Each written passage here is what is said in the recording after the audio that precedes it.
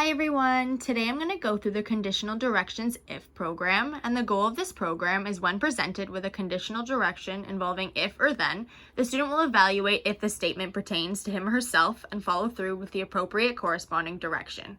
So for this program, we begin by teaching positive conditional direction, and we separate them in sets of 2 to 3. So we'll start off by teaching set 1.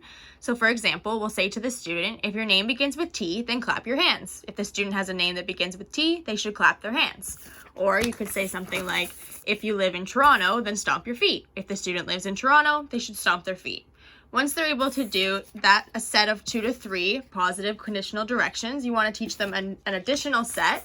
So you could say things like, if you have a sister, then clap your hands. The student should clap their hands if they have a sister.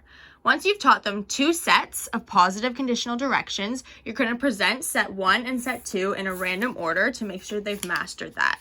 Once they've done that, you can move on to step 3, which is when you're going to teach an additional set of positive conditional directions until they've mastered all of them.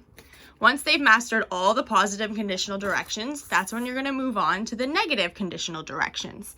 So that's when you're going to teach the student to follow directions like, if you're not at the red table, then stomp your feet. If the student's not sitting at the red table, they should stomp their feet.